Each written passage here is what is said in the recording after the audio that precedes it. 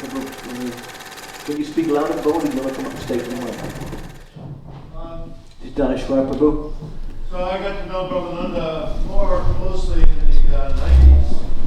And at that time, of course, he was no longer a sannyasi at that time, but he was traveling around the States. And at that time, this is when first Gargamuni and they started making CDs. CDs at that time were the main media.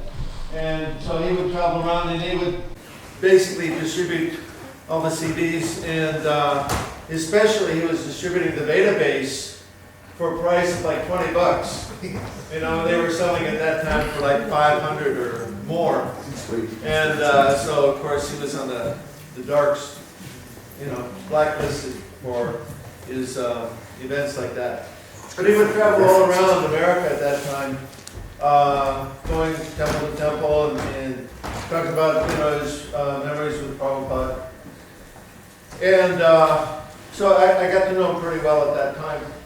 And then over the last few years, maybe the last 10 years, every time I would go to Vrindavan, I would make a point to stop and see him and Brahmananda and Gargamuni both. And I would go to their place and offer to do some service or chat with them. And I didn't go to Vrindavan this year. Last year was the last time that I saw him. I was after my go to Vrindavan. And at that time he was not looking very well. He was usually when I would see him, he would be sitting up reading, but he was less and less active over the years. He would mainly venture outside of his apartment, sit in the sun sometimes and read. And but last year he was just lying there in the bed, didn't say much. And so I could tell from that, it seemed to me that, he's kind of like becoming, let's say, less active.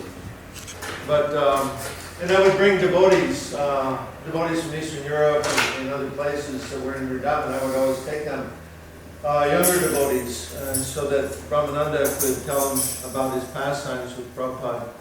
And it was always very, very enlivening for them and, of course, for everyone, to hear, because he was such an intimate servant of his divine grace. So, it was, anyway, of course, we're sad that he left, but we have his memoirs, at least one volume of them, which were put together, Swamiji, the book. And so, I don't know if you've seen that book or haven't. I don't know if it's available. It might be available here in the bookshop. Right there, yeah, Swamiji. I'm not selling it though. Oh, okay. This is my copy. So, anyway, some of the nice stories are in there also. So, that's fine. Tell you what, there's a few of you, and I want to read, I want to alternate it. Your next point then. I'd like to read a little bit, and then a real life exchange, and then read a bit more like that, if that's okay. Make sure we alternate it. Is that okay? Yeah, nice book. This is a summary of Brahmananda's life by Stephen Rosen, Satyaraj. And there's some extracts in here from Brahmananda directly. So I'm going to read from those, which are very sweet. They have the warmth. He's a very warm personality. Those of you who know him. Very, very loyal, deeply loyal to Prabhupada. Fearless. Very, very nice devotee. So, just a little bit here. It's when he first came to meet Srila Prabhupada. He's not initiated yet. He's still known as Bruce. He wasn't Australian. Brahmananda says, or Bruce says, I would give toward the rent, the food, for little incidentals. My salary was $100 a week, so I had $400 each month. I remember Swamiji had a little basket that he would pass around, and so once when I got paid, I attended one particular program to give some money. Now, most people would throw in loose change. Sometimes there were a few dollar bills, but the whole collection came to about $4 or $5 each time. This is in 22 2nd Avenue. Is that right, 22? 26 2nd Avenue. No wonder I couldn't find it. Usually, after the basket had gone around, someone would bring it to the Swami, and he would dump all the money out to count it. Well, this was kind of awkward. Normally when you give money to someone voluntarily, they look at it later, not in front of you. It saves people from embarrassment. Anyway, everyone was sitting there in silence, awkwardly waiting while Swamiji counted the money, periodically looking up at us. Now, on one particular evening, I put in a $100 bill. And when Swamiji started counting the money and came upon that bill, he looked up at me, pleasantly surprised. I was sitting there trying to conceal that it was from me, but then I started smiling. Anybody here remember Brahmananda's smile? With a big, warm, glowing smile. Very infectious. Swamiji looked straight at me and smiled back, shaking his head with obvious pleasure. It was very intimate. Such a nice exchange. Arthur, do you want to speak on the mic? Yeah, please come up. Yeah, please come up. I can't bring it to you. You have to come up, I'm afraid. Partha used to be the cook here at the manor, and a Sankirtan devotee once upon a time.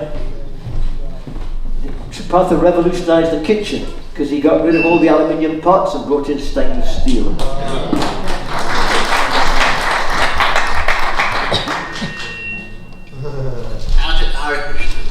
Actually, I got to know Brahmananda pretty closely. Sometime, I think it was maybe 1976 or thereabouts, I was packed off to Africa. So I was more or less living in the same room as Brahmananda for a couple of years in a tin. It had a tin roof on. This was in Nairobi? This was in Nairobi, yeah. Nobody came through. There were never any visitors. People, devotees traveling, obviously would stop off in Nairobi. Brahmananda was such a sweet guy. He knew Prabhupada so well and so intimately. And people of my generation knew Prabhupada as part of a very large group. There were so many devotees around. Prabhupada probably didn't know my name, and many of us probably didn't know who we were, I believe, but maybe different. Brahmananda, what I remember particularly of Brahmananda, and the thing I always remember about him, is that Prabhupada was very ill in Vrindavan. We were stuck in Nairobi. Occasionally the phone would ring and some news of Prabhupada would be given. One morning, prior to Mangalati, I was waking the deities and the phone rang in the distant office and nobody turned up from Mangalati, so it was obvious that something was up. Prabhupada had passed away, and literally for a month Brahmananda was crying all day for Prabhupada. And the time he would stop crying, he was when I would cook for him. And people would come and Brahmananda would talk about Prabhupada. He told me one story that just before he met Prabhupada, he was very he'd become interested in India, and he was a big fan of Mahatma Gandhi, and he had a girlfriend who was Indian. So he was very proud of this. So he thought when he met Prabhupada that he was interested in Mahatma Gandhi, had an Indian girlfriend, Prabhupada would be impressed. And so we showed the photographs to Prabhupada of the girlfriend, and Prabhupada said, "She is not very attractive." And Brahmananda said, "Well, that was it." So Brahmananda, a lovely guy, I hadn't seen him for 30 years, but we spent 2 years together, and I learned so much about Prabhupada from him. So thank you, Brahmananda.